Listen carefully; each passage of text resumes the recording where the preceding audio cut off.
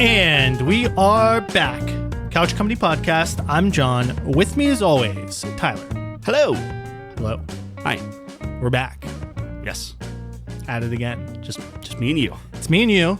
Yep. We've been talking for like an hour. Yep. Didn't hit record. Should have just recorded all of it. Yeah. It was pretty interesting. But you are, we're actually both out of town next week. So a little foreshadowing. Yeah, so whenever you say same time, same place, just ignore that part. Yeah, I'm not going to remember that, but I'm going to try to remember that. That's why I'm front loading it. Front load that. Now I'm going to be thinking about that the whole time. So maybe I will remember that. Okay. But we're going to be missing next week. You're going to Wisconsin. Yep. And I'm going to North Carolina. Yep. And we're both bringing our Retroid pocket flips. No, you're bringing your SP. I didn't even know. Is that a Retroid? No, it's Anbernic. Yeah. Retroids is... Any reason you're bringing that one? The simplicity of it. So the Retroid that you have, I found that because it can play pretty much everything, I would get this kind of like, I don't know, like decision paralysis, and I end up like just not playing anything. So what I'm doing is I'm only putting Game Boy Advance on the SP. Setting it up for that. Like a true SP. And then, yeah. And then I have like a kind of a curated list of the things I'm playing. So I'll definitely finish Fire Emblem. I think I'm like 2 chapters away from finishing that. And then there's a new game that I want to play. I already forgot the name of it, but it's like super highly rated, like this like hidden gem thing. And I'm starting to dive into that library a little bit more. And I think I've just decided like I really want to just go hard on GBA. So now that we own every game, like that project's done. So now it's like, okay, let me focus on GBA, and even to the point of I'm gonna like if I have another game on like say like Super Nintendo or whatever, I'm going to be playing the GBA version of it. Okay. Which generally not as good like audio. So like there's some people say like, oh, the Super Nintendo is better, but I think I just want to make it real simple, focus on one platform and pretend that I'm like, oh, this is my handheld. This is what I'm using. So we'll see. Harken back to that kind of time. Yeah. Where you'd take your Game Boy on a plane. But that's it. Like I was like, oh, I got to bring my laptop because I want to get my March article out and stuff. And I think I decided against that officially. Okay. So the March article will be like maybe like a week into March, so it's coming, but I'm not going to do it yet, or April. Yep. So it's coming, but I think I'm just going to have my Kindle and my SP. Yeah, and that's going to carry me through the week.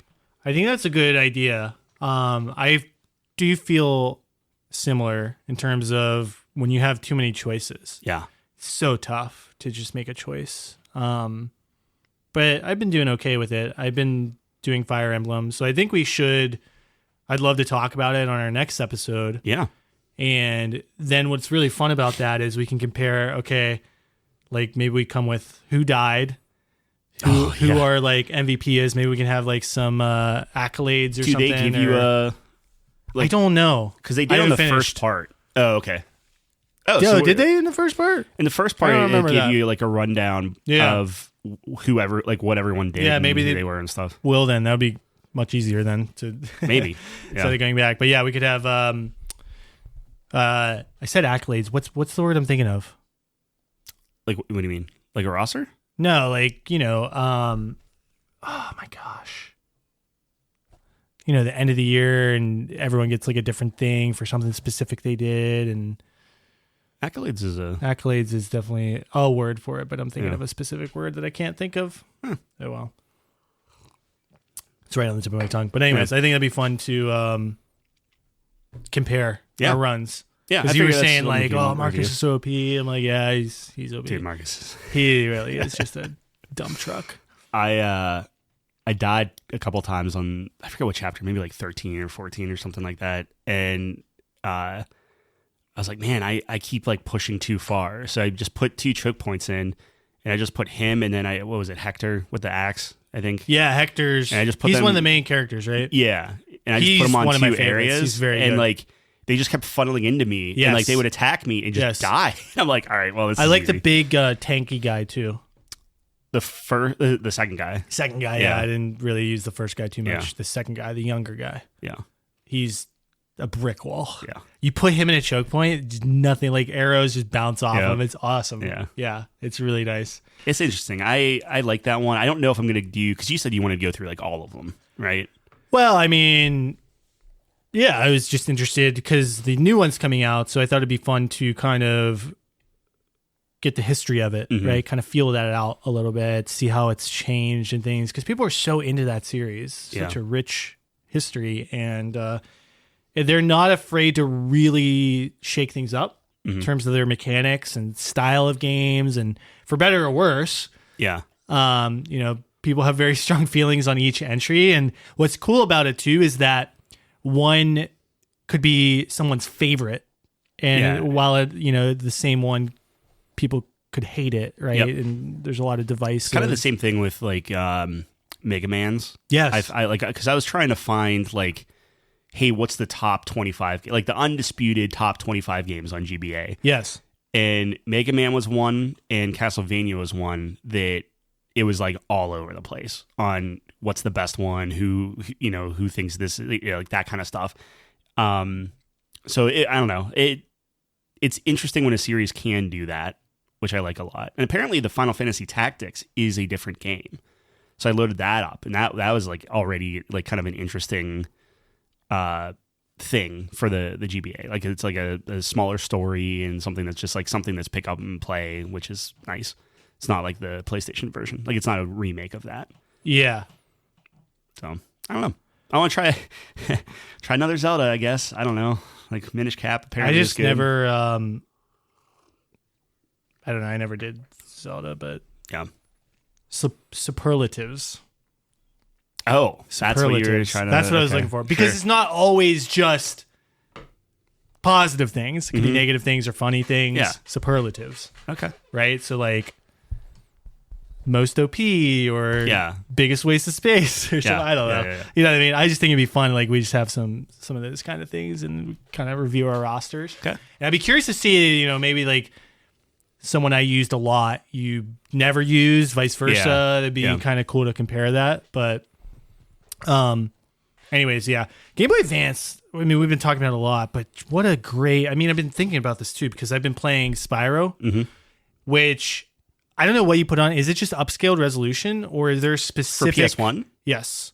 Yeah, it's upscaled. And I know when I start the game, there's all this verbiage that I do not understand what the heck it's saying. So when I launch Spyro, it's like, now utilizing CPS blah blah blah blah blah, and can't do that. And like, I don't know what's going on, but everything looks very sharp. Good. Yeah, so it's upscaled at least 2, if not 3 times, maybe 4 times for PS1. It's 1080p. Is it? Okay, I so believe so. 3 times, I think. So 3 to 4, yeah. I actually am not sure, but it might be affecting the geometry of the game. Like, I feel like I'm sliding a little bit more, if that makes sense. Because I'll have to show you specifically, but things kind of like, there's like popping. Yeah. And you can see things getting smoothed out. Interesting. And then I'll have to show you. And I don't know, I would need to play on like native, side, to see how it feels. I mean, it's easy enough to turn it native. The only thing you have on PS1 that would affect something like that, because like resolution really wouldn't do too much. It's not resolution. There's some type of smoothing. Yeah, there's a geometry smoothing or something. It's so back in the day with PlayStation, there was a lot of flickering and stuff, and whenever you upscale stuff, it gets even worse. So there is a level of, I don't know, trickery that they turn on to fix that, which is why it looks like good. But if it, maybe it's not as responsive. I don't know. Yeah, I don't know. I'd have to show you. Maybe I'm just misremembering what Spyro feels like, because I haven't played the OG in quite some time. Yeah. I've played like the remaster, and I like when the remaster came out, I was like, oh, this is the best way to play Spyro. I think I disagree with that. Yeah. I think the OG is better. Like the movement feels better. Yeah, it's tighter. It's tighter. Plus the remaster, like from a technical standpoint, I mean, visually it looks very good, obviously. The lighting. But, and I know the reason I brought this up is because Game Boy Advance, I think something like that holds up incredibly well, or Super Nintendo, like where you have this very, specific art style that you're not going for realism. Not that Spyro is really going for realism either, but it's just a different, like when you get to the 3D polygon era, it's just a very different. Once you go 3D, it's, hey, this doesn't hold up anymore. Yes. Although I want to push back on that. I think there is something charming. Oh yeah, for sure. If you grew up with nice. Yeah, I guess. Because and we talk about this all the time, but like my thing is if let's take Penny. Okay. Like, Penny is not going to play Spyro 1 and just be like, "Oh, this is the best thing and so much better than the remake," right? Probably, yeah. Right. But Mario is like it's the same. Donkey Kong is the same, and and Mario has better like visuals in other games, but then like the overall like platforming and just the feel of it is like largely the same. Well, it feels very different, but you know what I mean? Like the like Super Mario World is just as fun to play as Super Mario Wonder. Some would argue it's more fun, but like it's there's a translation there. So I think that's going to be kind of where like Game Boy Advance, Super Nintendo, a lot of those are just like a set point in time where they were like the pinnacle. Because like when you look at it, it's like, okay, you have your Game Boy Color, Game Boy Advance. Game Boy Advance is like the pinnacle of that family, right? And then obviously DS, but then DS gets into the weird like dual screen stuff. So like let's say Game Boy Advance is like the pinnacle. And it'd be the same thing with Super Nintendo, where it's like you have like your Nintendo, and then you go Super Nintendo where you have your 16-bit, and it's like that's the pinnacle of that era before you're getting into your 64 and GameCube and stuff like that. So it's like it's the best way to play those things, you know? And I don't know. That's I had Super Mario on my Game Boy Advance, which was fun.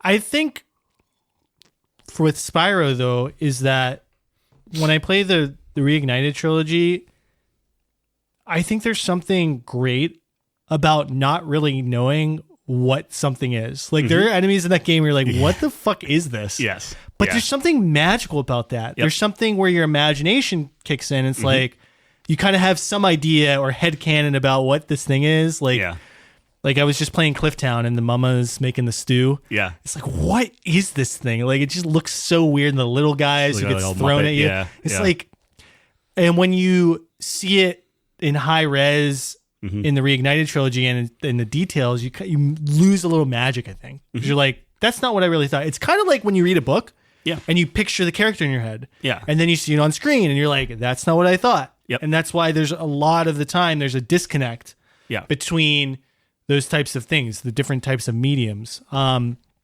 I just feel that going through this where there's this magic there where it's like, oh man. And yeah, maybe it's just nostalgia. Maybe I'm just saying like, maybe nothing about it is, although I will argue the movement is objectively better in the original. I don't think anyone can argue that, but yeah, maybe everything else is better in the Reignited trilogy and it's just like straight nostalgia and I just, want to be a child again. But I mean, all the new dragons and all their new voice lines are objectively better, like better acted and things. But I love the original. I love the original because it's nostalgic. Yeah, I just love those lines. Yeah, it is nostalgic. Some of those points. Pokemon Emerald is better than Pokemon Red. Yeah, but I still like Red more because it's like, that's the thing I know. You know. Yeah, I don't know. I think there is a part of it though where maybe you just have to kind of get out of your own way, right? Just because something looks better doesn't mean it is better. Yeah. So I've been having a lot of fun with that. But that's why, like, in a lot of the time, the games surprise you. So, like, when you're playing the original Fire Emblem, well, right, and by original we mean the 7th one in the series, first in the U.S. But like, just the animations of the little sprites and stuff, or like the dudes that like dancing around or doing like the thing. It's like you kind of forget that it's like, oh, this thing can actually, like, there's some art really going on in here. I like Fire Emblem was such a surprise to me on how well that holds up, where that could be a indie game today, right? Yep. Like just a small indie game, pixel, you know. Chrono Trigger is the same way, where it's like once you actually start playing through that, and it's like, it's the most charming, like gorgeous, like the pixel art is insane. Like it's crazy. That is a beautiful like time in video game history that's kind of timeless in a way. Yeah. So I think it's been fun. It's just a nice like turn your brain off. Yeah, and I've been doing it just kind of. Well, that's the nice thing too, and like the Android does way better than my Embernic device. But like I set it where now if I close the screen, it just suspends it. Yeah, and it's just like it's just okay. Turn it back on. It's like this quality of life where like, you know, with a kid you can't sit down and play for hours, right? So it's just like, oh, we're in the plane, she's drawing on something or doing whatever. I can flip it open, play something really quickly. Oh, she needs me. Slam it closed. Take care of her, like that sort of thing. So right, yeah, that's super nice where you can just be in and out. And yeah, but I've been getting a lot of time out of my Retroid, which is great. And when I go down south, that's what I'm going to do. So I'm also going to finish Fire Emblem 7 and probably just cook on Spyro. Yeah, because I never played the third one. I still want to do that. Yeah, I 100% wanted to. Never played the third. Yeah, I never played the third one as a kid, and I never played the third one as an adult. Even the Reignited trilogy, I stopped at 2. Same. Well, that's what I mean. Like, if I'm going to play one, I'm going to do the Reignited just so I have a full, like, 100% game with all 3 of those. But I don't know. I kind of want to explore the OG and see what I wanted that's all about. God of War again and go back and, OG and God play of War? those. Yeah. Yeah. Oh, those are on there, I guess, right? Mm-hmm. Yeah. Yeah, that was a long time ago. Yeah. It was interesting. Yep. I mean, they're remastering them though, right? Or they're remaking them. Yeah. So like that's why I'm like, I want to play the OGs, see, you know, and then you can see the differences. Yeah. That's interesting. I don't know if that's the path I would have went down. Yeah. If I was them, but I'm sure people are excited. It's going to be years and years and years before. You think? Well, they're going to do all 3 at the same time, right? That's what they say. Who knows? Those games weren't small. No. So that's a lot of content. Like, are they going to cut stuff or? Right. It's like, are they going to navigate that? What are they going to do? I don't think know. They're going to milk that. I think they'll get to a point when they're like, oh crap, this is too big to do. We'll do the first game or whatever. Like, I could see a world where they do like 6 games where they're just like, oh, here's part 1 of 1, or like, you know, and then here's part 2 of 1 or whatever. It's too much. Probably, but look at like Final Fantasy can milk that. I think you have to argue that's a about much bigger how, game. I get that. Well, but how effective is that? Right. Yeah, I don't know. I think people in the industry are actually seeing that and are saying that's not worth it. Maybe. It depends on your property. Because I think Rebirth didn't sell as much as they wanted it to. No, but they're locked in now. They gotta. Well, that's what I'm saying. Yeah. That's the problem with something like that, where it's like the investment to do that is humongous. I think it will pay off because, like Rebirth maybe didn't sell as much, but you're never going to sell especially if it's like part 2 of a 3-thing arc where they already, like, I think whenever the third part comes out and they sell, here's your collection, here's all 1, 2, and 3, and they smooth it all out or however they want to do it. Mm-hmm. I think that's what they. Well, I do know like some people, I think some of our friends are waiting for all 3. Yeah. So, yeah, maybe that's the case. I know that when Rebirth came out on PC, I think that did pretty well. It was in the top 20 charts for a while. And then it just came out on Switch, and Rebirth's coming out on Switch. Mm-hmm. It's a shame because I've talked ad nauseum about those games because I really like them. But I think I really applaud what they're doing with it. Mm-hmm. Because they could have just 1-to-1 made it look nice, you know, some quality of life things. But like, that's not, I really don't think you're achieving anything by that. Because you're always going to have the original. Mm-hmm. So, and the remaster and all the mods and everything that people make. The mod, you're I will say though, I really like, I don't know if you've seen that mobile game. So there's a mobile game where it is like a gacha game. and it runs you through like the OG kind of like the main points of it, and some of the other stuff like Crisis Core, and then they have some new stuff they put in it. But the art style for that, when you're walking around, the chibi quote unquote art style, I actually really like that art style. Yeah. And then they like redid the hand drawn portraits, or they have hand drawn portraits, like when people are talking. Yeah. I would have loved if they did a 1-to-1 remake with that style. Yes. That would have been fantastic. That's what I want for Chrono Trigger. Right. Like playing through Dragon Quest 7 or whatever came out this year. It was kind of like a really slow burn, and even that was like expedited. I'm just like, or expedited. Like that game wasn't for me, but if you take Chrono Trigger and put it in that art style, I think that could be awesome.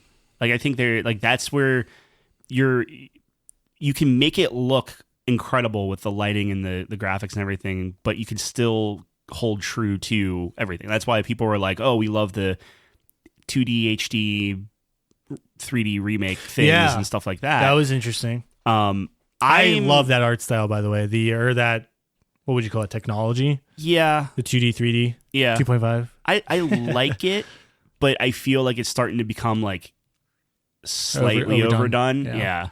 I was going to send you an article. Apparently in RPG Maker, you can now do that style. Like the Octopath style. Like natively? I believe so. Okay. I might check that. I didn't read the whole article, but I thought that was really interesting because I really do like that style. Maybe when the next RPG Maker comes out, and depending on the look and like the combat stuff, because I feel like to make those games really work, you have to know a lot of like outside scripting and different things like that. Yeah. But yeah.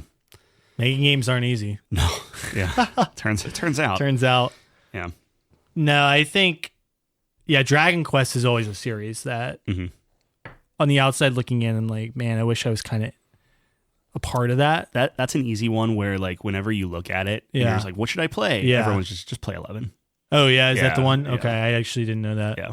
I thought 10 was big as well. There are plenty of big ones. Yeah. But when you're like, what's the best whatever? They say, okay. 11, it's kind of like Pokemon Emerald, where it's like, if you're going to pick something from a certain era or whatever. People say like, Emerald?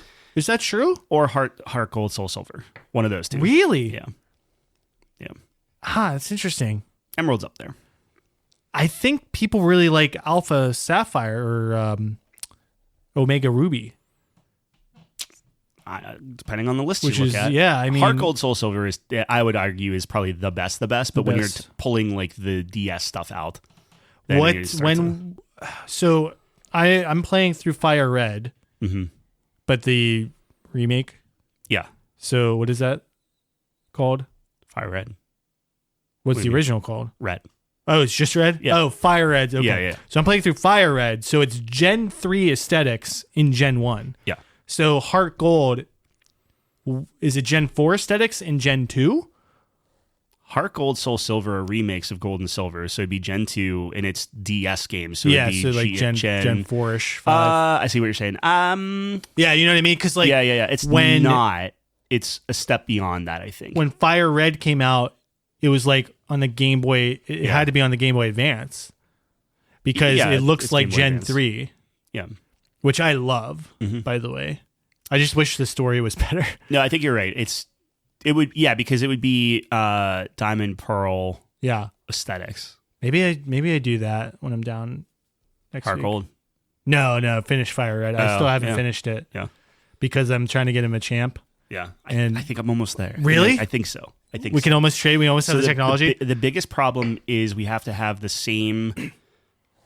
A lot of things have to be the same. Yes. I have the hardware to match yours. Okay. So basically, I have to just see where you're at on your hardware spec. Okay. And I'll downgrade mine to that. Oh, because you're better than me. Or I can upgrade yours. What does that even mean? It's just different versions of like RetroArch and different things like that. Interesting. Yeah. Okay. I'm sure we could probably just, because it's all on the computer, you can just put him a champ in my game. Yeah.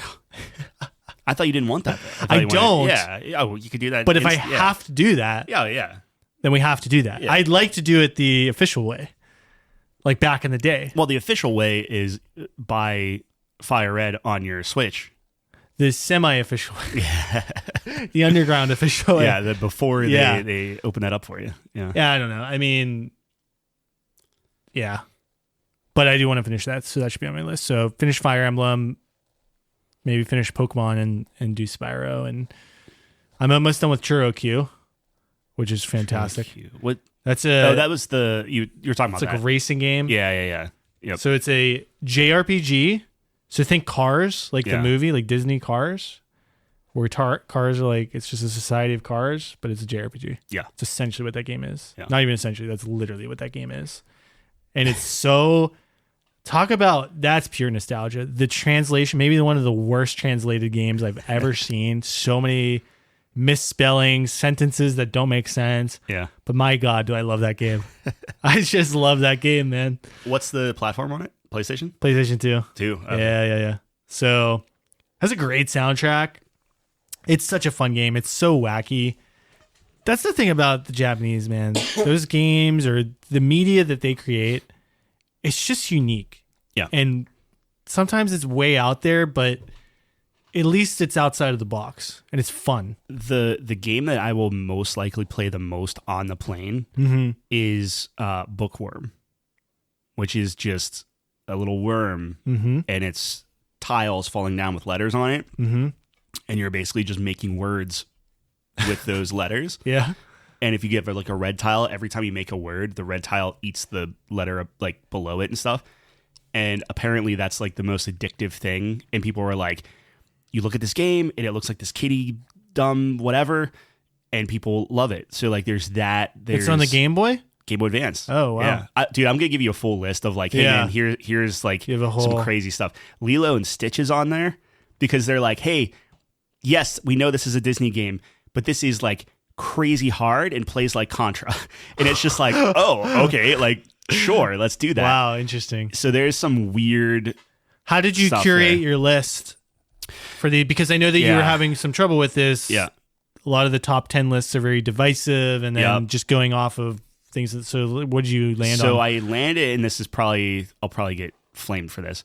I landed on running a Google search. Okay. So I was like, give me the top 25. So here's the other thing is some of the games I have, I specifically said exclusive. So I said, give me the top, I'm trying to think of what I said, top 25 exclusive and defining games of GBA. So that means that like all of the like the Mario games weren't on there and stuff like that, because that like they would always come up, right? Like obviously Super Mario World, great, right? But you can play that elsewhere. So I did that, and I got maybe like the top like 20 to 22 were just always on that list, and then there were like a 3 that would like pop in and out depending on, you know, me hitting refresh. Like if you hit reload, it's like, here's the list in a completely different order and whatever. So Castlevania's on there and like different things like that, and those are all like locks. And then the Mega Man and Sonic were 2 franchises that I had to do a little bit more of like a deep dive into. Mega Man, I landed on, I want to say X3 or Mega Man something. There's that, and then Battle Network 3 are the 2 that they were like, hey, these are them. And then Sonic Advance, there's 1, 2, and 3. 1 is super like classic Genesis Sonic. 2 is crazy fast Sonic, and then 3 is like a middle ground between them. 1 technically has the highest Metacritic rating, but then when you start looking at people's lists and what the general consensus is, a lot of people like 3. So I just put all 3 on the list, but that's kind of what I was doing. Yeah, that's interesting. Yeah, I was just going to go off Metacritic and just be like, give me the top whatever games, but then like their top 50, some of them are like rated like 2 out of 10 because they didn't have enough reviews to like put them in the list and stuff. And I was using user scores, and that was getting all weird.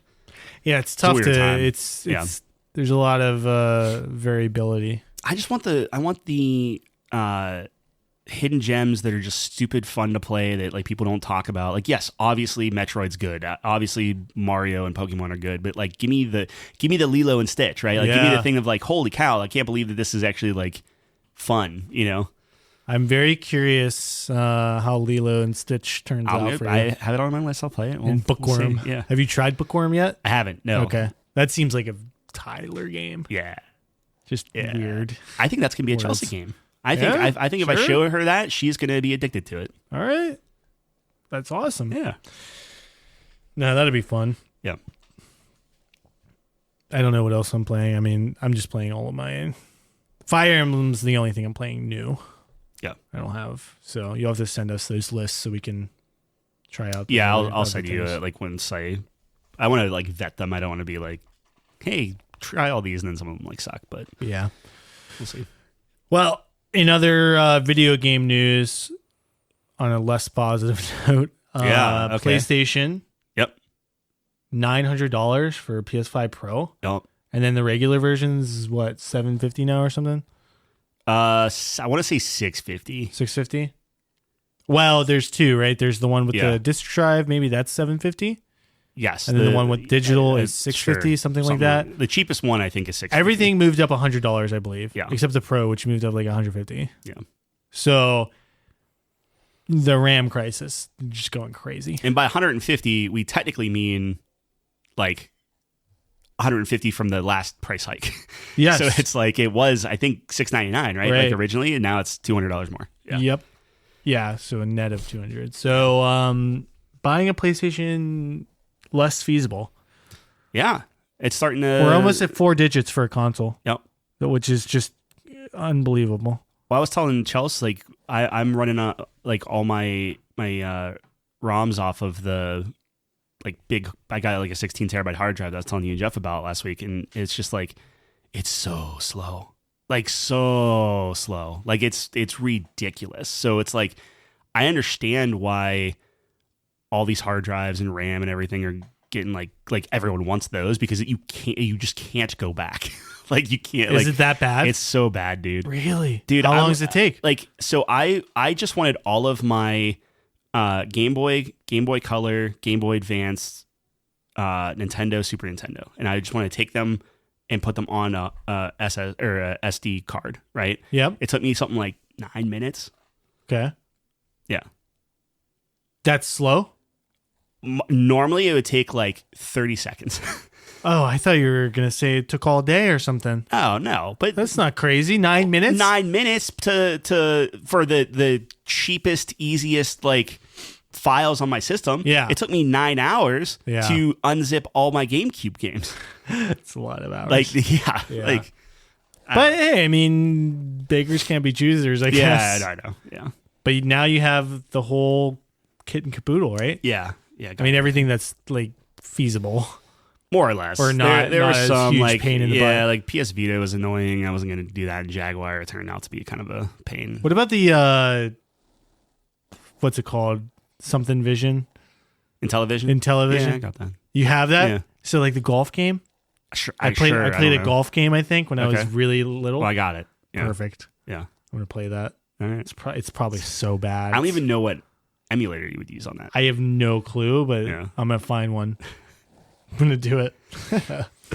Yeah. So it's super expensive. I just got an email from Netflix. Yeah. They're raising prices again. So now it's $20 for the cheapest. $20 a month? $20. Well, I shouldn't say cheapest. It's $20 a month for the cheapest, no commercial thing. Yeah. So I had already $20, which is funny because $20 was what my breaking point was, where I'm like, I'm not paying $20 for the 4K whatever. Right. So I dropped down to the 1080p whatever. Now that is the price of when I said that enough is enough. So I think Netflix is on the chopping block. Dang. I think Netflix, Netflix, HBO, Disney, like all of them. I don't know how you do it. Well, at this point, it's like we have the Plex server, you know? So it's like I'm trying to pay money, do the things, and now it's just like why not worth no. like it's I'd rather just not it's watch never it. worth it. Yeah, well, right, but there's a balance. It's insane where doing the right thing gets priced out. Yeah, it's like all right, well, I'm just doing the right thing. Yeah, I don't know. Yeah, I mean, I really do not understand how people, because there are a lot of people that have all of those services. I mean, it's TV again. That's all. They finally came full circle, and you're just paying for TV. It's got to be more expensive. Definitely more expensive than cable. Yeah, which cable is ungodly expensive as it is. Yeah. You're absolutely right about that. TV is we found our way back. Yeah, they got to cable. Yeah, just worse somehow. Yep.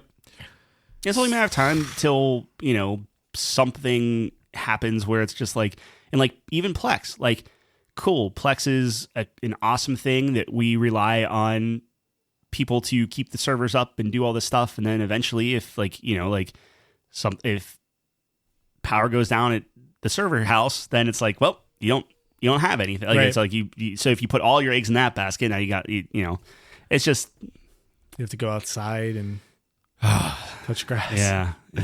No, you don't have a DVD player, so can't play. No, I don't know. Yeah, it's very weird. We live in weird times. Yep. Just seeing everything change so quickly and get really expensive. It's crazy.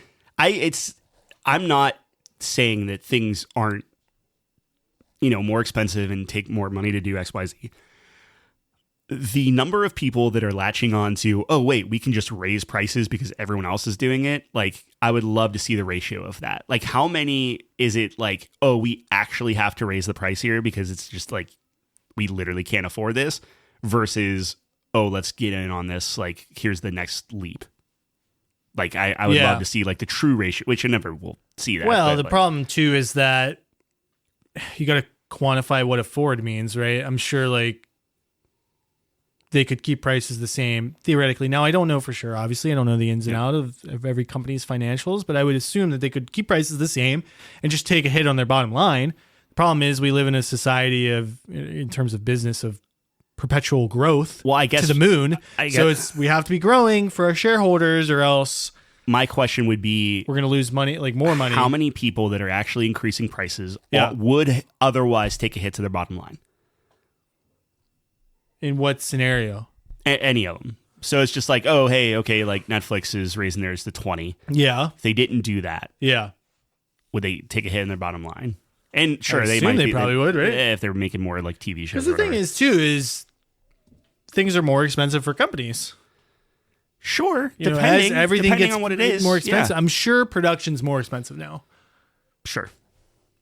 Maybe I'm wrong. Probably. I'm not saying I feel like it is. I feel like it's a universal. I'm just saying like when you're talking really honest, I would love to know how many companies legitimately would take a hit on their bottom line if they didn't raise the price by XYZ, or if they're just doing it because they can.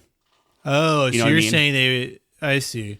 I'm saying you're saying there could be a situation in which they're just making more money. I think that there are companies out there that are doing that. Probably. For sure.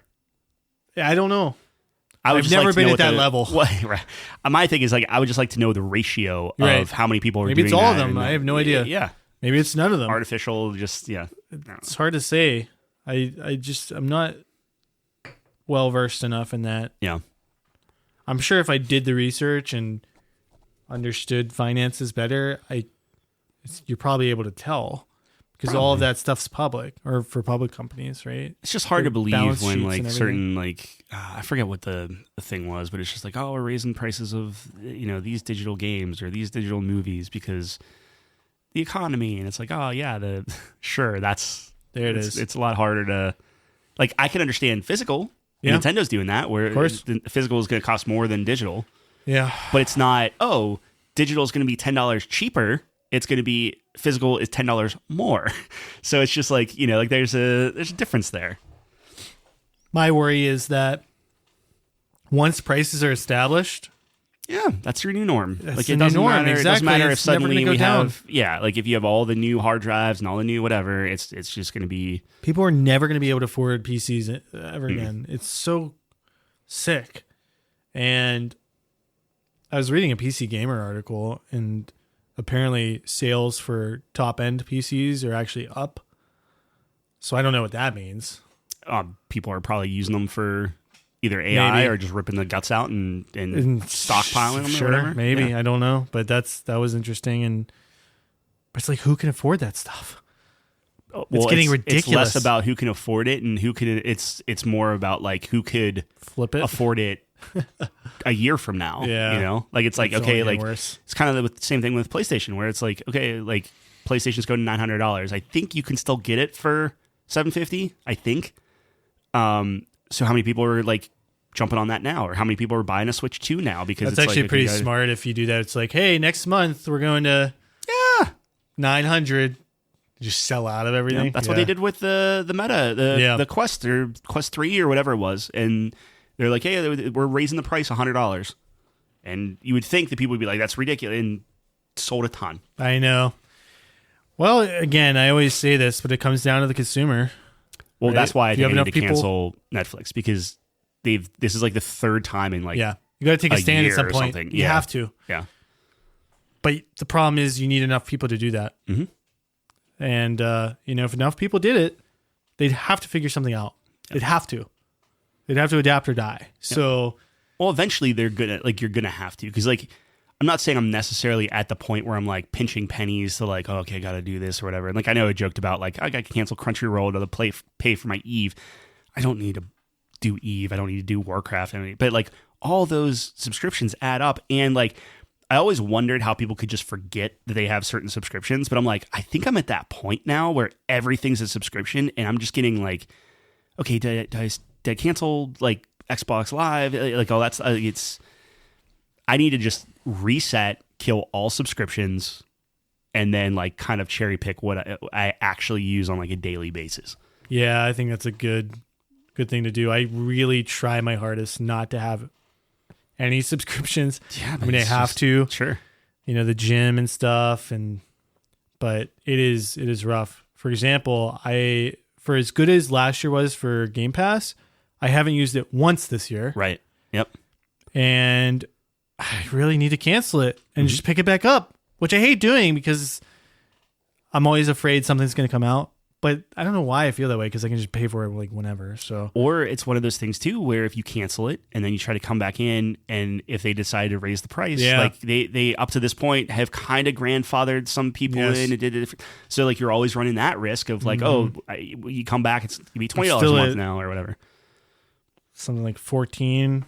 Something like that. Actually, what am I at? Let me see what my last one was. $13.99, $12.99, something like that. It's not there. It is. Oh my God, $17.64. Rip for Game Pass. So they finally went all the way up. Dang. Yeah, I gotta cancel that. I'm just wasting money because I haven't played anything this year. Right. And now, last year, super worth it. Hades 2 going to be on Game Pass. Like it's kind of.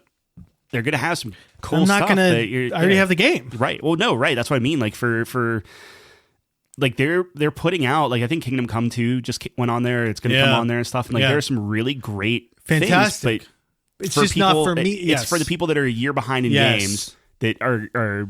We got very fortunate last year where there were a lot of day one releases. Yep.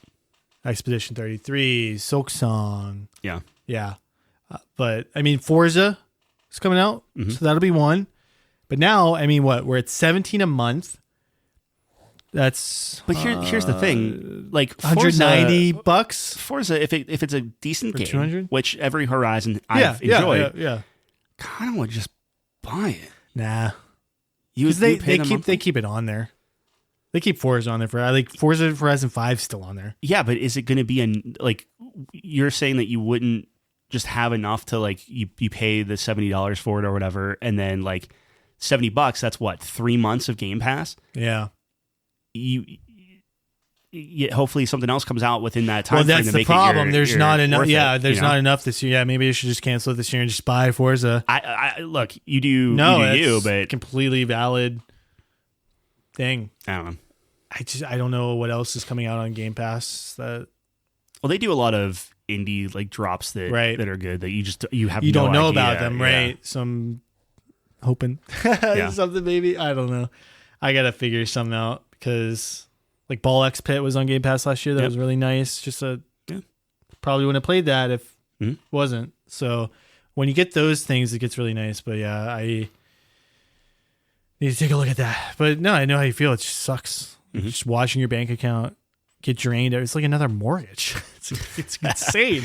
That's what it's not that bad, but yeah. Yeah, sure. But it's you get a bunch of these subscriptions, it starts getting to that point. You're paying at least like $100 a month on just like random stuff that like you don't actually use, because like we're not watching, like we're watching a show, right?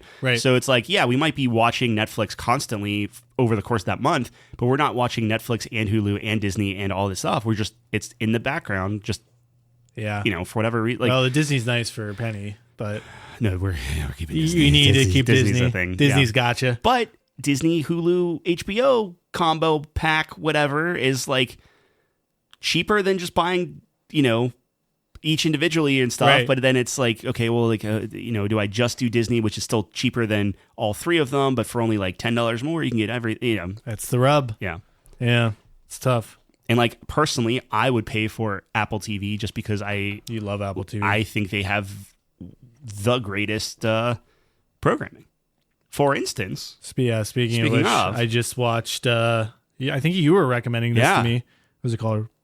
Pluribus. Yeah. Pluribus. So you watched it? I watched it. That's crazy. All of season 1. I was hooked. When I get into something like a TV show, especially, it was really bad for my sleep because I was up till like 4 a.m. Yeah. But yeah, it wasn't that long either. So it's like, what, 8 episodes, something like that. Yeah, 12 maybe. something like that. Yeah. And they're not all that long. Like some of them are like 30-ish, 40-ish. Yep. I think the How first good is and that last show, episode is like an hour plus. But yeah, it was really good. Yep. Is it as good as Breaking Bad? No. But if that's your bar, then yeah, nothing's gonna be good. But what I really like about the show is the premise is very, very good. Yeah. Which I think is the draw of the show, where it's very interesting, unique premise. And, did you know the premise going into it? Did you look it up? I saw a little blurb on, but it didn't do a very good job of describing, because when you're on Plex, it kind of gives you a synopsis. Yeah. But that's not quite correct. Yeah. So not really, which is good. Yeah. You want to go into it not knowing kind of what's Yeah. going on. Yeah. Like you said. Yep. Which was really good. It's a very, I mean, it's like right up my alley, right? Thought-provoking, interesting. You start thinking about that kind of scenario, and Yep. characters are very good. So yeah, I really enjoyed it. Yeah. It's hard to talk about because it's like you don't want to spoil anything. Yeah, it's like I don't. So I will say the main character, Kim Yep. Wexler, Yep. from Better Call Saul, she's just the worst person. Yeah. She's not I thought I was going to be rooting for her and really like her. I kind of don't like her at all. But she's a good actress. Like, she's it's so like good. It's so good. Very, such from a great going role, from but, Better Call Saul, yeah. which I really liked Kim. She's one of my favorite characters in that show. Yeah. And you really so likable, to this where it's like you are an asshole. Yeah. But there's, there typically when you have a main character who's an asshole, there's still like that redeeming quality or something you like about them. I'm like finding a really hard connection to her. Yep. Which is interesting. And I think for me, it's the fact that she takes this stand of like, oh, this is wrong, we got to fix this, which is like, okay, yeah, totally get that. But it's so hypocritical in her approach, where she'll take advantage of the things they have to offer. And then when it is found out that things won't affect her personally, she's fine with everything and starts indulging. And only when things might affect her personally again is now when she has a problem with the whole scope of everything. So, which I know we're being very vague, but I think that's what I'm talking 100%, about, right? yeah. Where it's, I mean, so it was really that point when I saw the totality of the first season where I'm like, you are actually just really selfish and hypocritical. But my thing is, it's such a good inner, like, because there is really no accountability where she's at and stuff. And again, vague, but how many people would act exactly like that? It's like, I'm not saying she's, right. So it's a very realistic you're portrayal. looking in a mirror of that's kind of how I would probably handle that. Or like, like you have a wide spectrum. But the other guy, yeah, is much more staunch in his principles, where he is hardline. I will not partake in whatever this. Yes. Yeah. So it's like you have that guy, Yes. you have the other guy who's asking indulges for, in everything. Right. Yes. And you have her who's just pinballing back and forth between the two. And I the think dynamic of the people who still have, yeah, people. Yep. I'm sure this is not. It makes no sense. People have no idea what we're talking about right now, but yes. Yeah. Everyone should watch tricky. Pluribus. It's very interesting. It's very interesting, very thought provoking. I think another amazing show from Apple. Right. So I think the best part of the show for me is the premise of it. Yep. I think the premise really obviously makes the show. The acting is very good.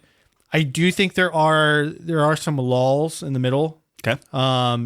It's not. There's kind of some meandering, I think, right? Where you're kind of like, okay, when are things going to pick up again? It's not that type of show, right? It's not very action oriented or like heart pounding, like a Breaking Bad, right? Where it's like the next plot twist or something, right? It's very methodical and a slow burn. Mm-hmm. So maybe that's just the point of it. But I do think there were some elements of it or some points of it where I'm like, where are we at? Like, how are we progressing? Well, I think that's part of it, right? Where it's like, it's the unknown. And I'm not trying to make like, it's, hey, everything's fine. And you're just like waiting for that other shoe to drop because it's like you're in that Breaking Bad moment, you're in that thing and stuff. Sure. And it's just like, there is man, nothing. you're good. Maybe it's the point. You're fine. Maybe it's the point. Yeah, and it's just, it's very, it's a complete uneasiness for very like, creepy. Yeah. Uneasy is a good word to describe it. Yeah, you do wait for shit to hit the fan. Yeah. It's interesting. I recommend it as well. But it's very, very good show. So thanks for that rec. Yeah. That's the first TV show I watched. And I'm shocked you watched it forever because everyone says such high things about it where you're just like, nah, I'm not. Well, dude, every time I do I take recs for TV shows specifically that have such high recommendations. Yeah. It's just like Peaky Blinders was fine. And then I got to like season 3 or something. I was like, I just fell off of it.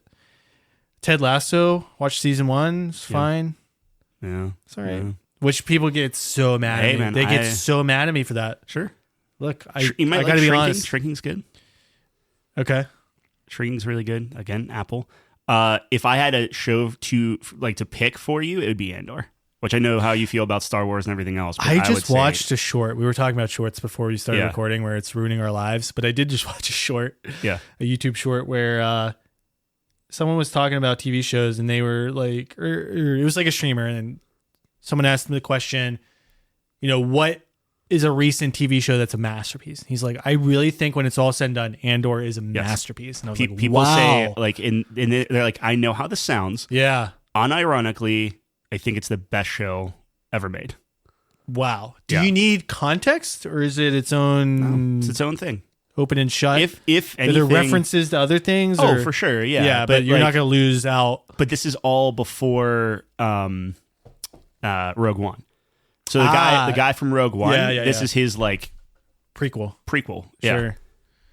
So should I watch Rogue One to remember what happened? Well, that's the thing is like where he's at in Rogue One, he's not that guy in it's completely it's such a totally. Yeah, it's like it's how he becomes the guy from Rogue One. I'm trying to remember which guy he is. It's the dude that's like murders people and like hard ass and like the rebel. Yeah.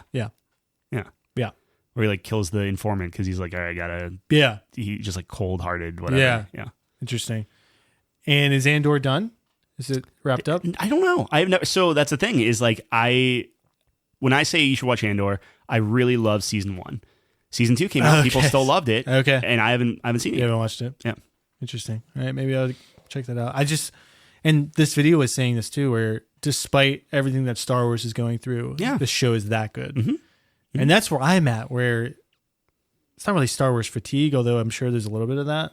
Same thing with Marvel, but it's more just that when they ruined in my mind the sequels, just it's so tough for me to get into that universe anymore because like that main line is just so tainted. Well, Filoni's the president now, right? I know, So we'll see. But it's tough. I think because even the prequels, have a redeeming quality to them. Yeah. And I know you love the prequels, but for the general fan, where they're like, I like oh, one the of the three acting, this and prequels.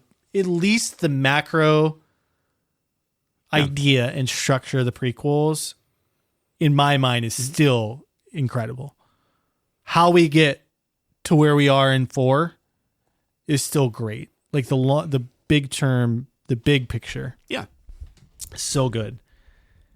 I think the opposite of that was in the sequels, where it's like the big picture was horrible, but yeah, it's shot maybe better, and acting, of course, is probably better, right? Yeah. Cooler effects, but I don't know. it's like you have to cherry pick different things. Like the Acolyte, which canceled and was a whole thing. Some of the lightsaber fights in that were so freaking good. Yeah. Like, it was incredible how cool that villain was. But then that's all it got going for it, right? But like Andor, it's like you take all the Jedi out, it's just like your normal thing. It's the same way why everyone loved Mandalorian. Now, I'm not saying Mandalorian hit on all cylinders all the time, but generally speaking, what a great show. Yeah. For, I would say, the majority of it. And even Boba Fett, which I know a lot of people didn't like that, but like Boba Fett got to the point where they're like, all right, we'll just bring Mandalorian back in for like the last few episodes. Yeah, and that was the only good part. And I thought it was good. Yeah. And it's just, they have these glimpses, these hints where I think a really good understanding of where Star Wars is going to be is when the Mandalorian movie comes out. Yeah. And that's going to be like the new kickoff with, Filoni doing all this. Like, see how that goes. Yeah. They just stay away from Jedi. Yeah, just stay away from it. It's too tough. Much. Like, people don't like, you have your Jedi. It's done. Like it's too much. Yeah, I don't know. Yes. You always get back on Star Wars, but yeah, Andor's Star Wars. We love Star Wars. Andor's good. Speaking of movies, though, I just watched Project Hail Mary. Yeah, is it good? Did you watch it? Not yet. So you never? No, don't tell me a thing about it. I'm sorry. What? I don't want to know anything about it. Okay. I liked it. Good. Is it as good as everyone says it is? Is it better than Dune? No. Okay. No. All right. Doesn't it have a higher rating than Dune? Yeah. Yeah. No. Okay. I was a little drunk when I watched it, though, so maybe. Okay. But it's based off a book, I think. Yeah. And then the same guy who wrote The Martian, which that movie was based off of that book. Yeah. I think I liked The Martian a little bit more. Wow. Okay. Now, I love Matt Damon, though. So I know you do. And I like Ryan Gosling. So that Ryan Gosling, I will say, he is... There are not a lot of movie stars these days. This is something that Hollywood talks about a lot, or people who cover Hollywood talk about it a lot, where there's a lost art of the movie star, where you have franchises that take priority, right? Like when you think of Robert Downey Jr., you think of Iron Man, and not Robert Downey Jr. Yeah. You know what I mean? Yeah. Maybe that's not the best example, because he's done a lot of good things, but people that are like that. Generally speaking, he is Iron Man. Yeah, I get it. Now, I mean, that's maybe always been the case where you're like that ingrained. But my point is, there used to be like people like Leo. Leo's in something, you're going to see that. Yeah. And still kind of. But I think Ryan Gosling, my point is Ryan Gosling's one of those guys. Like, that guy is a movie star. He is so good in everything he's in. Yep. And this is no exception. He was obviously the best part of this movie. He's the main part of this movie. So yeah, he's really good. I think Matt Damon's in that pantheon, and Leo. And I really like Matt Damon in The Martian. Tom Hanks and stuff. Yeah. And I think I was watching another video where apparently The Martian is Matt Damon's highest rated movie, which was shocking to me. That's not that shocking. Good Will Hunting's not. Yeah. I mean, sure. Like, he's been in a lot of good stuff, but Good Will Hunting is, I thought, one of the best movies of all time. Yeah. According to consensus. Maybe I'm wrong on that. It's one of my favorite movies. Yeah. I think that movie is incredible. Departed's good. Departed. Yeah, that's true. Yeah. Departed too. Yeah. Yeah, it's good. You should see it. That's all I'll say. I won't spoil anything. No, I want to see it. We'll see. It's interesting. You saw The Martian, right? I'm curious No. how you... Oh, okay. Never mind then. Which I can. I think it's interesting to compare those two because obviously same author. Yeah. So I was toying with the idea of like, maybe I just read the book first and no, that's another one that you gotta what? Which I think it might actually be Apple TV. Murderbot. Murderbot. Yeah. What's that? I don't want to tell you. Oh, okay. You should watch Murderbot. I gotta hold on. I gotta read Dungeon Crawler Carl. John was telling me about that too. Yeah, are you actually going to do that, or are you just Probably not, but tease me? because I still got to do Red Rising. Let me see where Murderbot's at. I want to say it's Apple TV too. I gotta get back into Red Rising. I think the new book comes out this year, and I'm like 2 books behind. Yeah, that's Apple TV. You should watch Apple TV. You should watch Murderbot. Oh, send me a man. list. Just send me a list. All right. There's too many things to do. I know. Like, for example, I'm playing Eugenics right now, Yeah. which this game is never going to end. Yeah. I have 8 hours and I'm 5% in. Yeah. It's crazy. Yeah. So I'm like really curious about this. I know I was texting you last night, but Can we pause real quick? Because I really have to pee. Yeah. And if we want to do the Eugenics, I gotta. yeah. All right. Okay. So Eugenics. Yes. 8 hours in, 5% done. Yep. So I was texting you last night, and I don't know if you felt the same way when you first started, but I'm feeling a bit overwhelmed. I'm feeling like I'm not grasping the mechanics, or I'm not getting into a flow state. Mm-hmm. Like I just lost a couple runs. Yeah. Which sucked because I lost a lot of items. Yeah. So now I have like 3 cats left. Yes.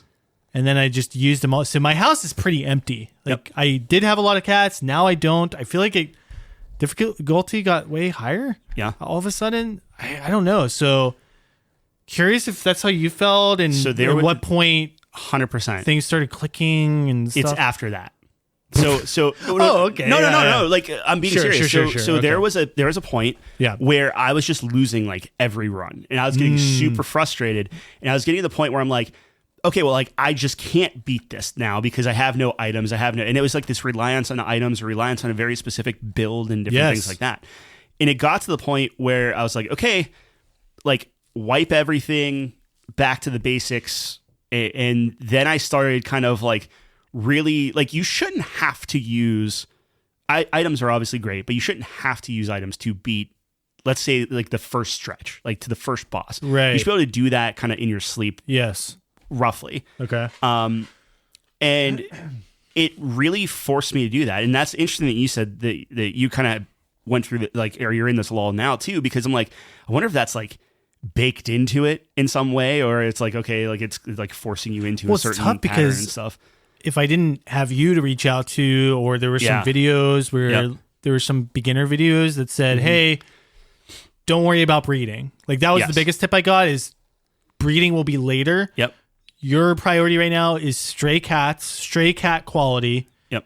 And just get as far as you can and throw cats to the thing, get your upgrades, get your permanent upgrades. Yep. And that is all you should be focused on right now. So that switch helped, because I was hoarding a bunch of cats to try to, my thought was, hoard a bunch of cats and your veterans will make the kids for your next adventures. And it's actually like, that's not how it works. So, and I know you told me it's going to actually go in depth, or you'll get to see how it works. But that's from with a technical sense, with your upgrades, with your upgrades. And stuff. Yes. Yeah. So right now it's, I send all my cats away. Any babies I send to what's his face and Tink. Yeah. So then I'm close to getting that piece of knowledge dropped, which I think will help. And then I get 4 strays. I go on a run. Yep. And then all 4 of the veterans I throw away. So it's I think I'm getting a little better at it but now. Then it's going to eventually be like, oh, hey, there's something to do with the veterans and stuff. Like they'll open all that stuff up too. I just have to be more patient, I guess. But the problem is I'm 8 hours into the game. Yeah. I'm 60 hours into the game. I'm still not worried too much about breeding. Yeah, that's wild. Yeah. This game is so expansive. What I will say about it, the plus of it is it does not feel like I'm 8 hours in. No, not at all. There are some games where I'd be done by now. Yeah. Like Resident Evil, for example, game we just finished. Yep. I like that game. Love that game. It felt like 8 hours. It felt like a lot. Yeah. Right? Yeah. I can't believe I have 8 hours already in this game. Yeah. And roguelites tend to have that effect where it's just one more run kind of mentality. Yep. But so how far have you gone? Like, so I unlocked the graveyard. Okay. So there's 2 paths I have. I can go to the junkyard after the first area, or the caves. And then I have the place after the caves, which is the something. Yeah. Can't remember. And then I have the junkyard, which is the left path, and the boneyard is the most recent thing. I have not gone to the boneyard yet. I keep losing before I got there. So I'm trying to get to the boneyard because typically, I guess the cycle has been when you get to a new area, it kind of locks you out of the next area. You got to go home. Yep. And then you get like a major, like a new class or something. Yep. So I'm trying to do that again so I can get that next kind of big unlock. Once you finish those two, I think you're halfway. Oh, okay. Yeah. It's not horrible. Yeah. Just from the How does like beating the game work though? Well, I don't want to don't spoil it, but yeah, it's interesting. I don't know. Like when I look at howlongtobeat.com, it's like 100 hours just to beat the game, not to completion it. Mm-hmm. So it's to roll I'm credits. Curious what the criteria is for. So I'll see, but it's to roll credits. That's all. Do you think you've gotten to a point where you feel like you've beaten the game, or I know how to beat the game, I think, but you're just doing. There's so many other things to do. I'm like playing it just to play. But if you wanted to beat it, roll credits right now, you could do it. Okay, interesting. Okay, so I'm not saying I would do it on my first try, but I know the steps I have to take to do it. I see. That's interesting. Okay. Yeah, I am blown away by how expansive this game is because I haven't even touched the surface of it. Yeah, and it's wild, and there's so many different like aha moments where you're just like you get this like OP build, and like I told you, like it was probably about 20 hours in whenever I felt like, oh, I could take this guy in to do this thing, and like I wasn't sweating at all because it was like I'll crush this thing. I haven't gotten to that point yet. Yeah, I've had a couple okay builds, sure, but when I hear other people talk about it, it seems like there's this level you get to where you break the game. Yes, like game breaking builds. I have not had any game breaking builds. One of my best builds was like my fighter, who when he hits someone straight on, crits automatically. And then he had a couple things where he could attack multiple times a turn. So he was doing a lot of damage. But there was some setup involved with that. And then to your point earlier, there's some item reliance things where I had a tank that couldn't take damage from the front and back. I think you were there for that one. Yeah. It was pretty good. Yep. But that's like, it's not game breaking. That's just good. That like game breaking is like you have a thing that makes like every ability that costs 1 or 2 to be 0, and you can do it multiple. Basically, you just have like infinite firepower. You just murder everything. Yeah, I saw some guy. So I was showing you the cleric I had. There's a do nothing spell. Yeah, that does nothing and it costs 1. Yeah. So I saw online some guy had do nothing, and then every time he did that, some of his stats went up or something. Yep. So he just did that infinitely and like one shot the board or whatever. Yeah. So that's what I'm trying to get to. There's a necromancer that you can get some weird stuff going with him. Okay. Like there's a lot. Yeah.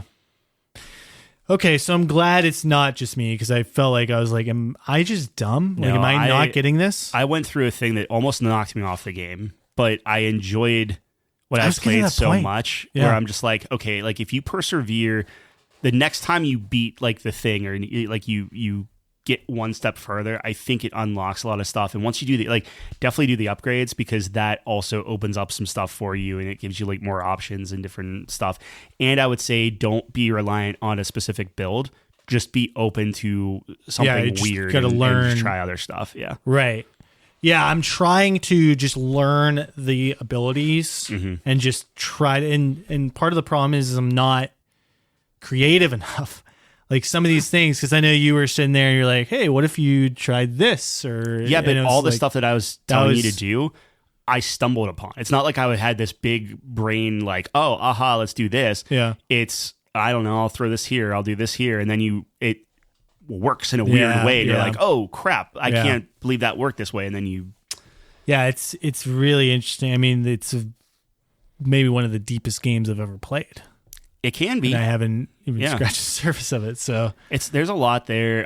There's going to be a mechanic coming up which counts down to some stuff which I don't think you don't have yet. Okay, no, so I'm trying to. Yeah, I'm very. That'll be a whole early. other thing that you got to kind of juggle. Yeah. I'm only just starting to actually care about what I'm putting in my house and like dividing up the rooms and stuff. My goal right now is to just increase the quality of my house so I get better strays. Yeah. So that video very, very much helped. Yep.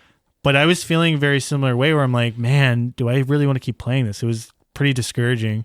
But I'm on a run. Actually, this morning I had, and things are going a lot better. And when I cleaned house and just doing this strategy, it felt like a weight lifted and just, hey, let's just focus on this.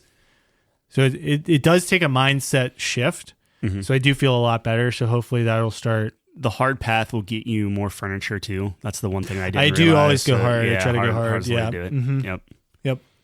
And the more you work, do it, you're gonna get to the point where most of the bosses, you don't even get hit at that point, or you know how to take them you gotta be very. They're very. Each one is very specific, gimmicky, specific. Yeah, you gotta read their abilities, obviously. Yeah. Anyways, so I'm having fun with it. That's gonna be a throughout the year game. I think we both said. So that's nice. I plan on starting Esoteric Ebb soon. Nice. I can't wait to see how that is. Yeah. It looks very interesting. Yeah. Looks very relevant. So I'll be doing Saros, and dude, there's so much coming out in April.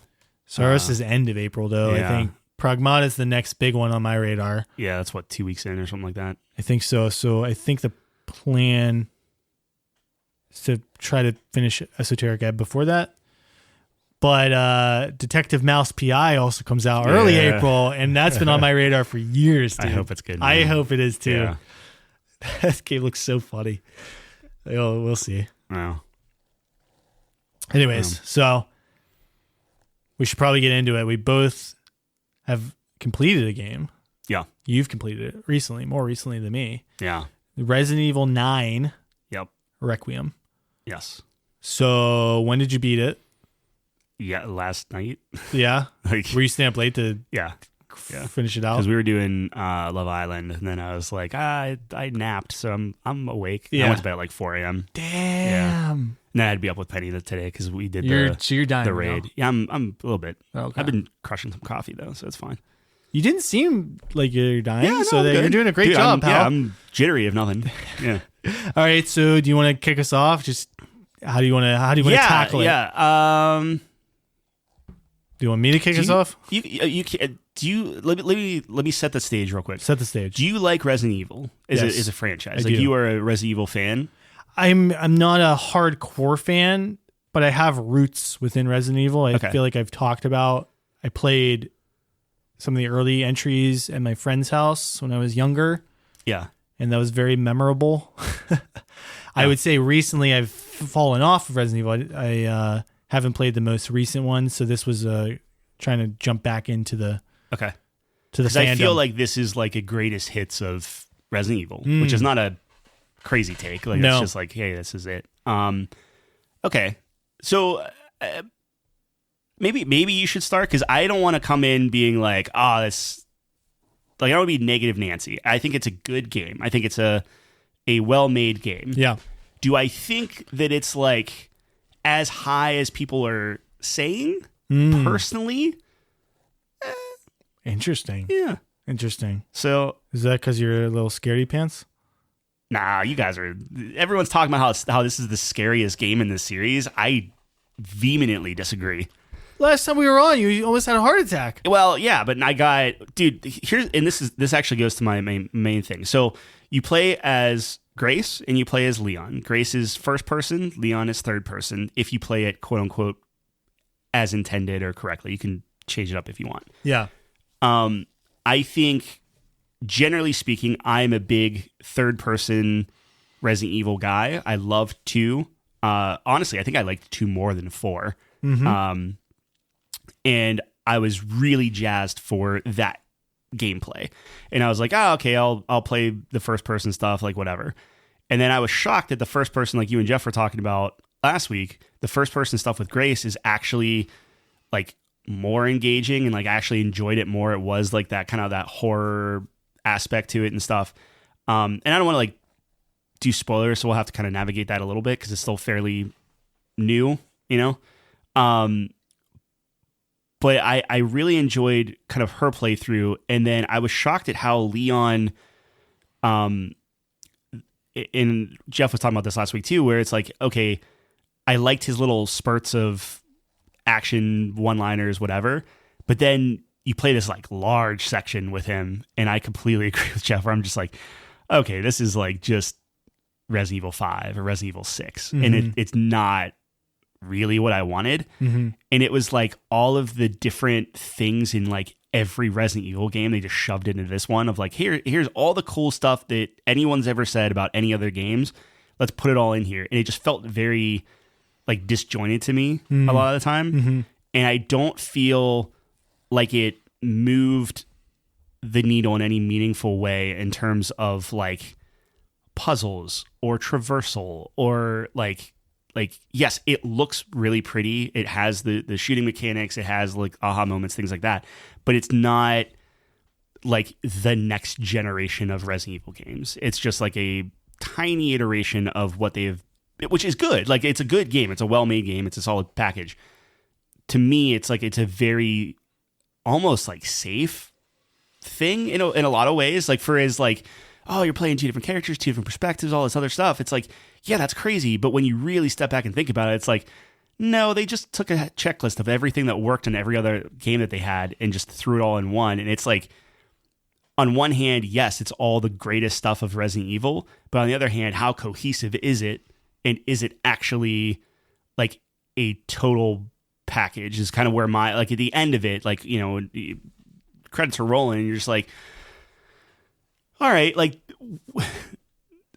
I played 3 different games, you know, and it's just like, did I feel complete, I guess, at the end of it? And I'm not sure. Yeah. Interesting. So I disagree a little bit. Yeah, no, sure. I don't think that's a popular opinion. But. Yeah, but an important opinion and not wrong. I think for me, I really enjoyed it pretty thoroughly. I do understand the critique. So I think the best part of the game is that first section with Grace. I think that is classic Resident Evil at its absolute finest. The level design, I think Jeff was talking about this, which he's 100% correct about, is just peak. You get into a flow state where the map is so well laid out. You know where everything is. You have your path. You know how to get places. You start, coordinating strategies to take care of specific enemy types and resource management. Now, I think one of the critiques that I've heard is that they're a little generous on the resource stuff. You never feel like you're running really low, which I think it snowballs. I think it snowballs. So I think at first, you're kind of hoarding things and very careful. But yeah, as you progress, you start becoming very powerful. But there's harder difficulty modes, so I'm sure they adjust that there. I feel like there's some behind the scenes stuff too, where like whenever I found that I had a lot of like ammunition or something, suddenly it's like, oh, we're gonna throw this guy at you that takes up like a significant portion of it. And when you're low, there's boxes around. You're probably onto something there to balance things out. It's the same thing with like when in 4, when it's like, oh, this one's going to be a next level zombie or whatever that's tougher to take down. It's like weird how those just always seem to pop up whenever I have like above 20 rounds or something. Yeah. Just sit at 19 rounds the whole game. Yeah. Right. So I really enjoyed that section. I did think it was scary. I was a little scared. No, but I'm a brave boy. Grace is anything first person is scary. Yes. Yeah. And I enjoyed the first person and I thought it was a good balance of first person scariness, but still having agency and the ability to deal with things. Yeah. That's what I like. Horror games where you don't have any agency and you're just running and hiding those games are very tough for me. Like an Outlast where like that's brutal. I need to be able to fight back in some capacity. Yeah. So even if it's a losing battle, at least you can fire a round off. And I know I'm weak, but I have something I can do, or an oh shit button like the Requiem, which was a lot of fun to use. So that section's great. Yeah, the puzzles, I mean, nothing crazy, but classic Resident Evil is cool, and I love the kind of collectibles, I guess, or like the pages lying around. Most games I skip that stuff, but specifically in this game was really interesting. I liked kind of getting some of that background and what in the world's going on here, that mysterious element to it. Yeah, the game looks incredible. Mm-hmm. So this is one of the best looking games that I've ran on my computer. Smooth. Character models are great. The hair specifically looks fantastic. It has like path tracing, so the lighting and reflections look really good. So everything like that was great. I'm always looking for games that are really test my machine. Yeah. And this was one. I mean, it didn't have trouble running it, but it looked very good. So I did enjoy Leon's sections probably more than you and Jeff did, just because I guess it was a mindset shift. I think they did a really good job earlier in the game where it was kind of a reprieve from the scary first-person Grace stuff. But yeah, when you go into the more lengthy section with him, for me, it was like, all right, I'm just going to turn my brain off and just have fun with this. And I did have a lot of fun with it, whereas, I mean, it's very cheesy. I enjoy the one-liners. You got to just he's go just into doing it. Like, it doesn't matter what happens to him. Yes. And the meme is like whenever you have like your green circle and it says like you're fine, and then orange, and he's like, I'm fine. Red, I'm fine. Yeah. Like, still fine. Well, I think there is an element of it where he's much older now and he's seen everything. Like, what can surprise Leon Kennedy at this point? The dude's been through literally everything. So it makes sense to me. You take it for what it is. Yeah. It's just a fun time, and I did have a blast with it. Those executions are gruesome. I really like the animations. You really feel the weight and impact of things, and it's just cool. Yeah, Leon's just cool in a dorky way. So I did enjoy that. I liked the upgrade system where you can upgrade your weapons and stuff. So while I did enjoy Grace's section more, I think I did also like Leon's section. I also did feel like I got into flow state with that and was finding the secrets and everything. And I think one of the biggest things, though, and maybe why people didn't enjoy that as much, not necessarily the gameplay, but the environment, right? The environment you're in with Leon is just a much less interesting place than in Grace's, where it's very detailed and smaller and more intimate and scarier. This is just like much more barren and things like that. So I think that plays a big part in it, where I was getting a little bit fatigued by that aesthetic. And it's very, like, it looks nice. Yes. But it was very, you can go this one way. Like, it looks like you could do other things, but not really. Like, you have to just go in this one specific route. There are options. Yeah. You could, plan your own route. This was, one way kind of, and which, it would lead you out Resident Evil another way. does that all the time anyway, but this one just felt egregious. Like, it was like... It wasn't as tight as the first section. Well, first section was really tight. When you're in a house, and it's like, okay, you have to do this, then this, then this, and you get there. But when you're outside, and it's like this massive area. How I you just watched him people. like jump off a falling building or whatever, like whatever. Right. It'd be fine, but he can't like hop a fence.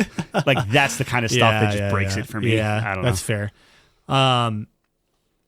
Anyways, so I don't know. I did enjoy it, the Leon section, maybe a little bit more, but I agree, it's maybe not the biggest strength of the game. And then the overall story I thought was fine. Yeah, classic Resident Evil. Craziness. I was trying to do my due diligence and look up the lore, and I was hanging in there, but there's so much stuff. Yeah, that I think if you're a huge Resident Evil fan, this is like, you're just in. There were some callbacks to 2, which I enjoyed. Yeah, but that was the only kind of cool part about him going back, which is in the trailer. Like, it was, I thought it was gonna be a lot bigger that of a section deal. Was very disappointing. Yeah, it was so not as in depth as I thought it was gonna be. I don't know. And then the last level was fine. The last level always sucks. It's just like, whenever you're in the same. The labs, it's always a lab. Stuff, It's always a lab. It's always a big dude with a that's fair creepy arm. It didn't overstay its welcome, though. I guess is why it wasn't egregious to me. Where it was short. Yeah. So I think they realize they know. It's like, okay, we have to do this. I think once with Grace, when I was in the lab, like, the lab was tough, which, spoilers, sorry if you never played a Resident Evil game and you don't know. It's gonna be a lab. There's gonna be a explosion. Yeah.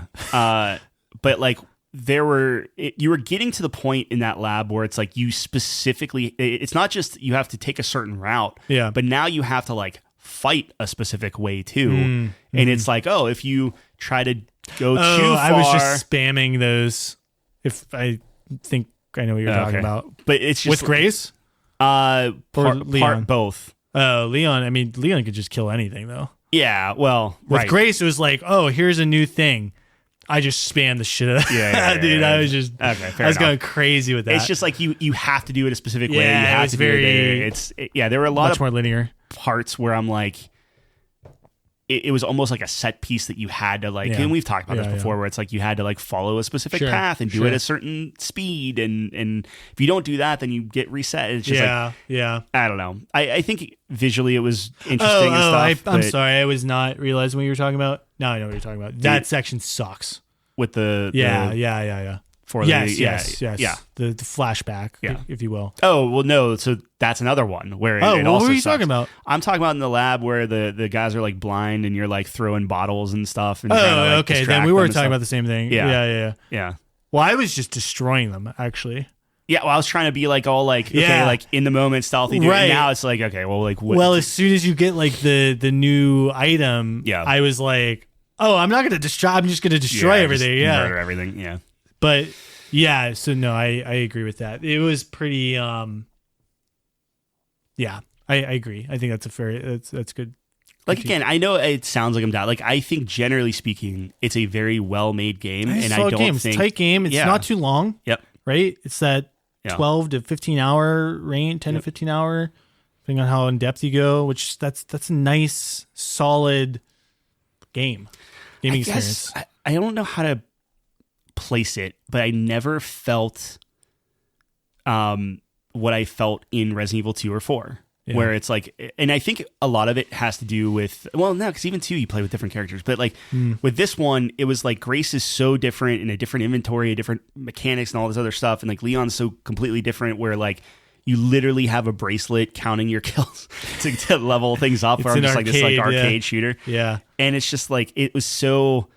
For me, it was very jarring to go back and forth, and I didn't get this like, hey, I put 10 hours of progression into this, and now I have this awesome gun. Like, you get the awesome gun, and you get the cool upgrades and stuff, but it's almost like I didn't feel like I earned it in some ways, where I didn't solve all the puzzles, get all the upgrades, finally get that final thing for Grace. Like, it felt like halved almost for me. Yeah, I mean, that's the risk you run when you kind of split a game into two parts like this. So it makes perfect sense. It worked for me. I liked the variety and the two ends of what Resident Evil is. Yeah. I think they did that well. And I think it does encapsulate what a Resident Evil game is very well. Yeah. Like if you've never played a Resident Evil game before, I think this is a good one to try, right? Because you'll know if you like it or not, because it gives you a little bit of everything. It's weird because in this one, whenever you go back to the police headquarters and like you're walking around, it's kind of just like almost like a museum of like, hey, remember this scene or remember this scene or whatever. Yeah. And you're doing all this stuff, and then you remember like you go up to this like puzzle, and Leon's like, oh, that was a crazy puzzle, or I can't believe that, whatever. Right. And on one hand, it's like, yeah, but you're just reminding me how awesome that puzzle was. Where it's like, oh my gosh, like I like struggled to get to like finally unlock this thing. Right. Akin to like finally getting out of like the hospital or whatever in this one. Mm-hmm. And it's like, man, I kind of wish I was still doing that. That. So it was a weird choice on some of that stuff. Mm-hmm. But I don't know. Overall, I think it's good. It's a very, very solid game. Yeah. I had a very good time with it, and it makes me excited to be back in that kind of realm. Where would this rate within your Resident Evil? Like, have you played a lot, or is it? Yeah, it's just been so long. Okay, so it's kind of tough to rank it. I don't know if I could, but I don't know. I think it's a solid game. Yeah. I liked the 4 remake. Yep, that was good. I don't know if this one is better than that one. That was a lot of fun. I never played the 2. I played OG 2, but I never played the remake 2, which I know you liked a lot. Yeah. And I heard 3 wasn't that good, the remake, because the OG 3 was very good, and I played a lot of that one. Yeah. I bought that because it was like $4 on the Steam sale. Yeah, it's very. I think it's just too short, is what people say. Like, it's good, but it's just too short, and it's cut too much stuff. But yeah, I don't know if I could really place it, honestly, because it's just been so long, and I haven't. But what about you? I mean, you've played. So I played most of them. 2, 4. I dabbled in most of them. I didn't beat everything. So like I played. That I can remember 2, 4, 5, 6, 7. And a little bit of 8. Okay. So, enough. I see the DNA of it. Yeah. I actually think that I would probably put this either right above 7 or right below 7. So, I'd probably go 2, 4, let's say 9, 7, 5, 6 would be from what I can remember. So, not bad. It's like, middle of the road. Like, it's just like, I think the other ones made me feel a specific way, or I had a very specific like aha of this. And this is just, it does so much of everything that it's like, it's just kind of this like, I don't know. Jack of all trades. Yeah. Yeah. Master of none. Yeah. So where would you rate it? This is where we're going to differ. Probably. Yeah. No, I like stop. in the 80s, I would probably go, for me, probably 85. I don't know if I would necessarily put it as a gold, because the more I think about it, the more I'm like, okay, like that beginning section, man, was awesome. Yeah. Like it was so good. And Right. I don't think, which is a kind of how a lot of Resident Evil games are when you really think about it. That is true, yeah. They have a really good idea. And yeah. well, we have to make the rest of the game. It just kind of kept getting, and this is going to sound bad because it's not a bad game. Let me be very clear. You know, when you keep saying that enough, it starts sounding like it is a bad game. It's not a bad game. It's just, I think throughout the game, I got more and more ready for it to be done. And I was like, this is like almost getting worse, where it's like in that first part, it's like, what am I going to see here? What am I going to see here? By the end of the game, which I guess a lot of games are like this, I like, and you mentioned this, oh, okay, they're giving me all this stuff. I guess I'm going to have a big boss fight here. Oh, this is peculiarly like this is a weird route. I guess I'm going to have a jump scare here. Or like you just started seeing how it was put together, where in that first part of that game, it was so anything could happen. And it was like, you know, like edge of your seat. And then towards the end, it just got very like video game paint by numbers type of thing is how I felt by the end of it. Mm-hmm. So I think it left a worse taste in my mouth that a lot of the other games maybe didn't as much. Not that, again, other games, like I think 4, the end part is like in the castle and stuff is like not the greatest, but yeah, right. I don't know. I would say 85 is where I would put it, where I don't know if it is gold standard like some of the other ones. I think it's like as close as you can get. But I don't know if it's like, does it deserve to be like gold? Like, is this like hey, we're going to be talking about this one down the line? And I'm not saying that's necessarily a prerequisite for gold, but to just personally, it's like, no, this is a great game that people that like that type of gameplay should play. Yeah. Is this going to like crack my top 100 games of all time or something like that? Like no, it's not. Yeah. I have it in gold. I have it solidly in gold. Sure. I'm like an 88. Okay. I didn't get fatigued with it. Now, again, the last section, not the strongest part of the game, but again, I think when the pacing's good, it helps a lot. Mm-hmm. Where it's like, okay, things are coming to an end. You can feel that. I want to see how it ends. And it's very aware. Yeah. And it doesn't overstay. So I think that helps. I will say the boss fights are like very uninspired. Yeah. So that's a knock, definitely. But I had a lot of fun with the game. I felt like I was really getting in a groove. I felt like I was really finding out my play style and taking it for what it was too. What really helped me, where it's just like, I'm just going to enjoy this for what it is and look at the pretty visuals and listen to the dumb one-liners and I have a great time. And that's what it was. Like, it's not like this most thought-provoking thing. It's like you're going to be scared, you're going to be on edge, you're going to laugh, you're going to blow stuff up. It's going to be a great time. That's what it delivered in a very pretty package, and I had a really, really good time with it. And I got to the point where, I was looking forward to playing it. And that's when I can kind of tell where I'm at in terms of kind of rating, right? Like golds are games where I'm looking forward to playing it. I'm at work and I'm like, oh, I'm going to play this tonight. I have time, This is my night off, and I'm going to have a set period of time. Like one of those first days the first day I played 6 hours straight. Yeah. And yes, it was the best section of the game, but that's a testament to how good it was. I can't remember the last time I played a game minus League of Legends for 6 hours straight. Like that's crazy. Yeah. That is a huge session. So that to me kind of told me you're really gravitating with this game. You're really connecting with this game, and it was a lot of fun in that regard. And I thought it was a good balance of the aspects that make Resident Evil fun.